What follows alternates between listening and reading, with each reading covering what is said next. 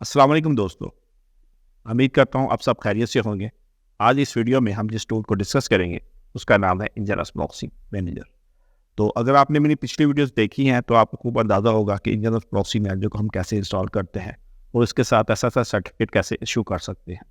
लेकिन आज हम इसमें थोड़ा सा डीप डिगिंग करेंगे और इसमें देखेंगे कि बेहतर तरीका क्या है SSL सर्टिफिकेट देने का और इसको हम कैसे रिन्यू कर सकते हैं। अगर वो ख़ास मुद्दत के बाद या 3 माह के बाद अगर रिन्यू नहीं होता तो उसको रिन्यू करने का क्या तरीक़ेकार है।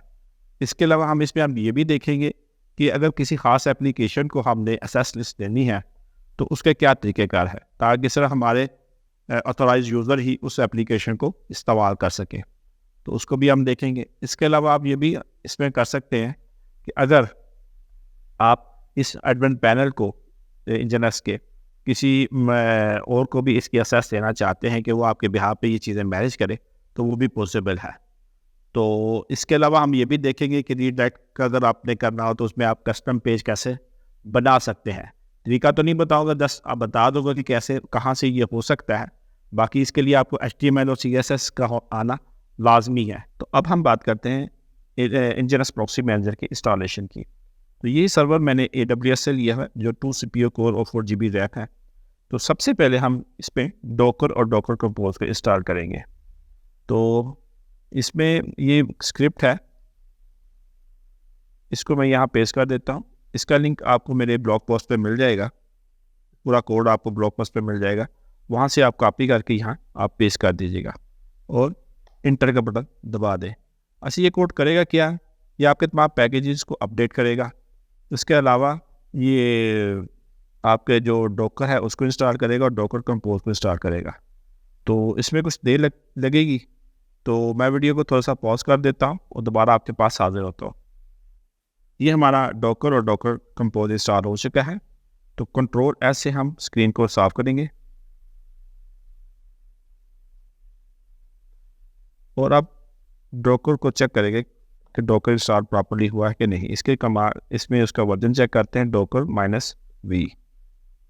इसके बाद डॉकर कंपोज को चेक करते हैं, -v। तो आप ये देख सकते हैं कि डॉकर और डॉकर कंपोज हमारे सक्सेसफुली इंस्टॉल हो चुके हैं। अब हमने करना यह है कि इंजनस प्रॉक्सी मैनेजर के लिए एक फोल्डर बनाना है। तो उसे आप कोई भी फोल्डर का नाम दे सकते हैं। तो मैं इसको npm दे देता हूँ, mkdir मेन डायरेक्टरी npm। आप कोई भी नाम दे सकते हैं और यहाँ से आप इंटर कर दें। अब इस फोल्डर में हम चले जाते हैं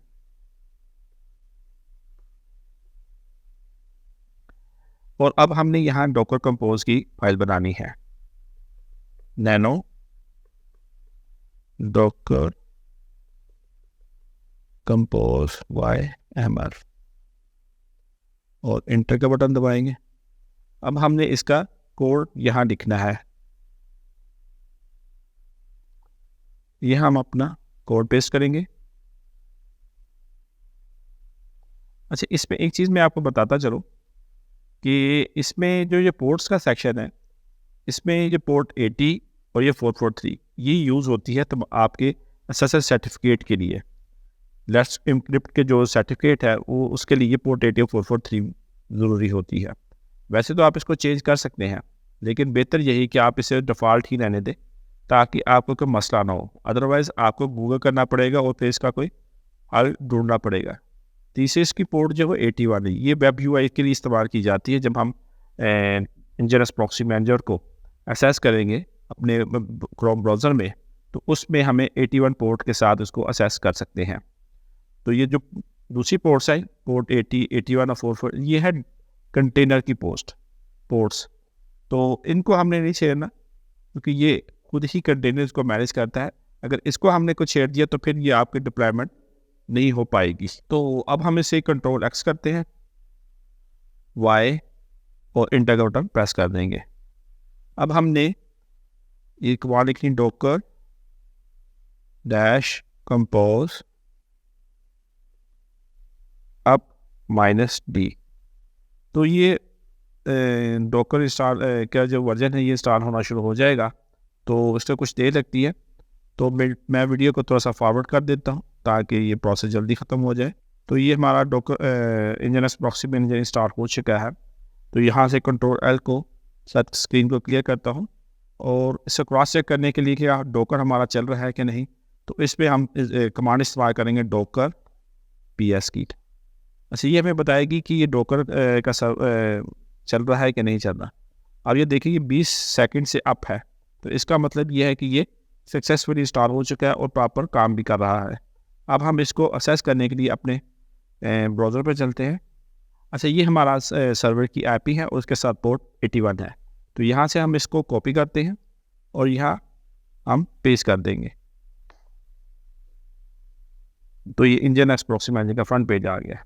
अच्छा, इसमें जो बाय डिफ़ॉल्ट जो होता है शुरू में जब आप पहली दफ़ा लॉगिन करते हैं, तो बाय डिफ़ॉल्ट जो इसका ईमेल है वो है admin@example.com। आपने ये यहाँ पेस्ट कर देना है।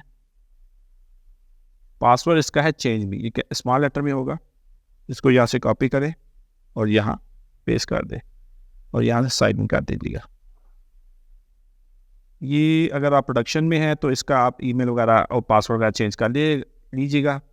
तो चूँकि मैं ये टेस्टिंग पर्पज़ के लिए कर रहा हूँ तो मुझे इसकी ज़रूरत नहीं है। तो लॉगिन होने के बाद ये इंटरफेस आपको नज़र आएगा और ये मेरी आपने अक्सर वीडियोस में देखा होगा। अगर आपने पहली वीडियोस देखी हैं तो आप तो इसके फेमिलियर होंगे।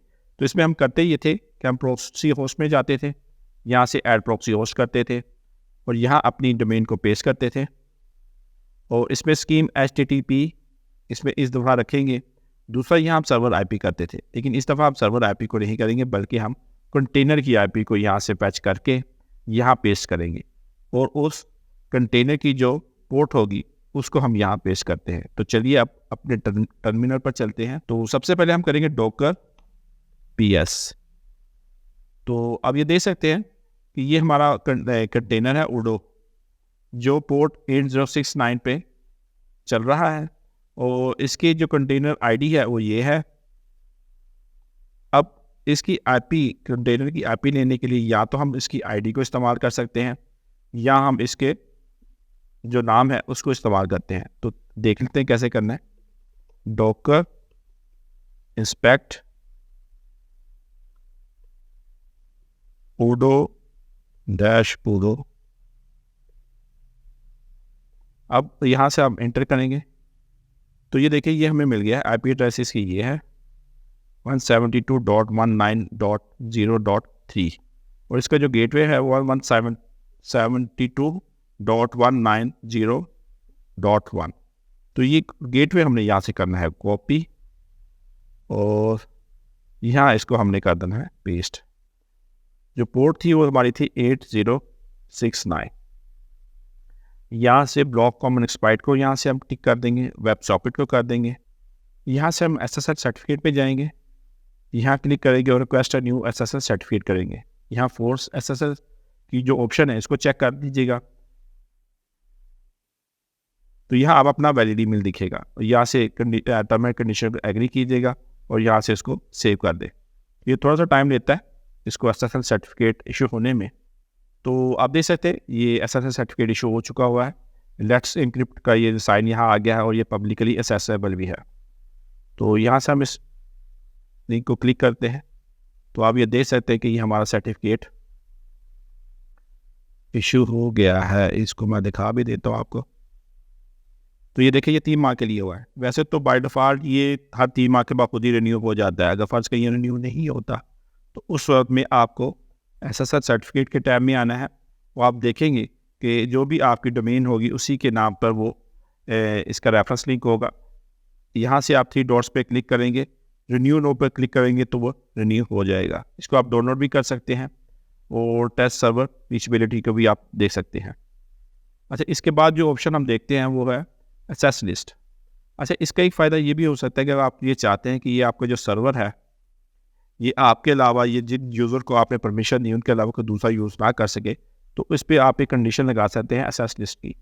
ये वो कंडीशन होती है कि जिसमें आप उसका यूज़र नेम और पासवर्ड देते हैं। तो जो भी यूज़र इसको एक्सेस करना चाहेगा उसके पास वो यूज़र नेम और पासवर्ड होगा तभी वो एक्सेस कर पाएगा, अदरवाइज़ नहीं कर पाता। आप इसमें जितने मर्जी चाहें इसमें आप यूज़र इसमें ऐड कर सकते हैं दूसरा इसमें यह है कि अगर आप एक्सेस लिस्ट के बजाय आप ये चाहते हैं कि ये फलां आईपी के ज़रिए ही कोई आना चाहे आए, तो वो इसको असेस करे, बाकी जितने भी यूज़र हों उसको ब्लॉक हो जाए, तो वो भी पॉसिबल है। तो वहाँ आप वो आईपी लिख दीजिएगा जिसको आपने अलाउ करना है।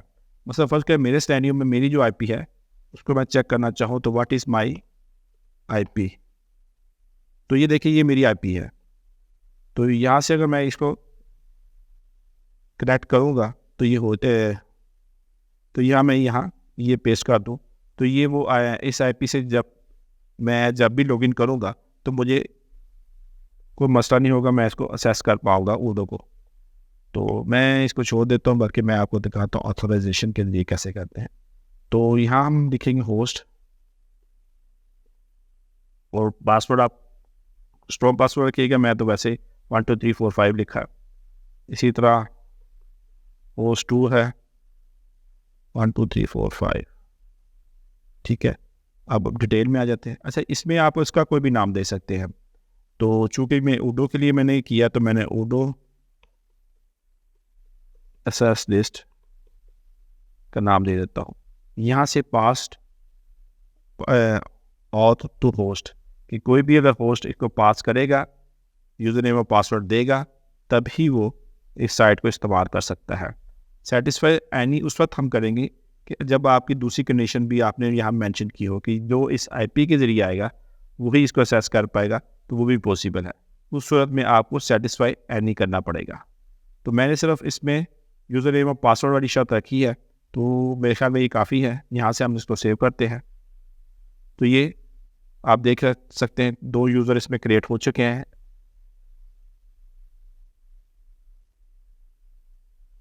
Oh sorry. अच्छा, ये करने के बाद आपने एक काम मैं भूल गया था, आपने एडिट पे जाना है। यहाँ पब्लिक एक्सेसिबल है, आपने इसमें ऊडो की सर्च कर देना है। ऊडो की जो सर्च लिस्ट है उसको आपने यहाँ स्टार्ट करना है और यहाँ से उसको आपने सेव कर देना है। अब आप यहाँ से इसको आप क्लिक करते हैं तो आपसे ये यूज़र नेम और पासवर्ड मांग रहा है। तो यहाँ से मैं अगर होस्ट 1 2 3 4 5 करता हूँ तो यहाँ से मैं कैपिटल में लिखा था होस्ट 1 1 2 3 4 5। तो आप ये देख सकते हैं कि इस तरह आप इसको असेस कर पाएंगे। अब हम चलते हैं यूज़र में। तो आप इसके अलावा भी यूज़र आप इसमें ऐड कर सकते हैं एडमिनिस्ट्रेटर के अलावा। तो यहाँ से आप ऐड करेंगे, उसका फ़ायदा ये होगा कि वो इस पैनल को भी इस्तेमाल कर सकता है। तो आप इसका कोई भी नाम दे सकते हैं। मैं फ़र्ज़ करें इसका नाम यूज़र 1 दे देता हूँ, निक नेम भी यूज़र 1 का देता हूँ, ईमेल user1@gmail.com। अच्छा, आप इसको वैलिड जो भी आपने देना है, ईमेल वगैरह जो भी देना है वो वैलिड दीजिएगा। और यहाँ से आप अगर एडमिनिस्ट्रेटर बनाना चाहते हैं तो इसको चेक कर दीजिएगा। अगर आप एडमिनिस्ट्रेटर नहीं बनाना चाहते बल्कि चाहते हैं कस्टम आप इसको असेस देना चाहते हैं, तो फिर इसको अनचेक ही रहने दीजिएगा। यहाँ से सेव करें तो आपसे ये पूछेगा कि आप इसके कौन कौन सी असेस देना चाहते हैं। कि प्रॉक्सी होस्ट को मैनेज करना चाहे, प्रॉक्सी होस्ट वो चीज़ होती है जिस पे आप एसएसएल सर्टिफिकेट को रिन्यू कर सकते हैं, डिलीट कर सकते हैं। तो अगर आप एसएस देना चाहते हैं तो यहाँ से आप उसको मैनेज कर दें या फिर व्यू ओनली कर दें या हिडन कर दें कि वो फीचर उसको नजर ना आए। इसी तरह रिडक्शन की ऑप्शन है। रिडक्शन बेसिक सेल्फ एक्सप्लेटरी फीचर है कि आप इसे कोई किसी रिडक्ट करना चाहते हैं किसी होस्ट की तरफ, उसकी देना चाहते हैं तो वो आप यहाँ से इसको दे सकते हैं। ऑल आइटम करेंगे तो ये तमाम आइटम्स पे इसको एडमिनिस्ट्रेशन राइट्स मिल जाएंगे। या क्रिएटेड आइटम ओनली पर करेंगे तो फिर आप अपनी मर्जी से इसको जो जो चीज़ें देना चाहें तो आप वो दे सकते हैं। हिडन करना चाहें, व्यू ओनली करना चाहें या मैनेज करना चाहें तो आप वो दे सकते हैं। जैसे एसएसएल सर्टिफिकेट को मैनेज करना चाहता है या सिर्फ देख सकता है तो वो पॉसिबल है। तो यहाँ से आप इसको सेव कर दीजिएगा। तो ये देखें, ये एक यूज़र क्रिएट हो गया। तो इस तरह के आप मतलब यूज़र क्रिएट कर सकते हैं जो आपके इस पैनल को मैनेज कर सके आपके बिहाफ पर। तो उसके आप अपनी मर्ज़ी से उसको राइट्स दे सकते हैं। तो यहाँ तक आपको समझ में आ गई होगी। अगर कोई चीज़ आपको समझ में नहीं आई जो मैं यहाँ सही तरह समझा नहीं सका तो उसको कमेंट्स बॉक्स में ज़रूर लिखिएगा ताकि मैं आपको उसका रिप्लाई बैक कर सकूँ। और भाई रही बात उसकी कमांड्स की और जो स्क्रिप्ट की, तो उसके लिए मैं आपको पोस्ट का लिंक आपको डिस्क्रिप्शन में दे दूंगा, वहाँ से आप उसको कॉपी करके आप वहाँ उसको देख सकते हैं।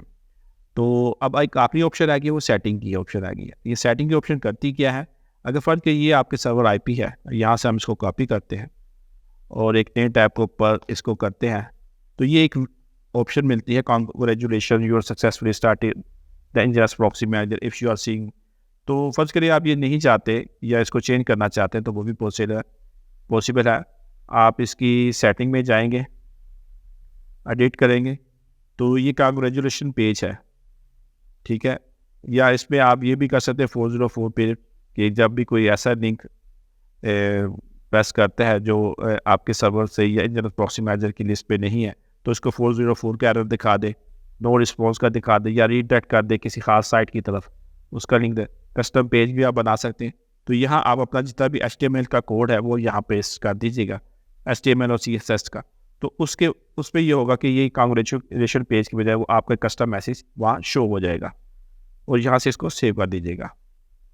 तो ये था एक मुकम्मल ट्यूटोरियल्स इंजरस प्रॉक्सी मैनेजर का।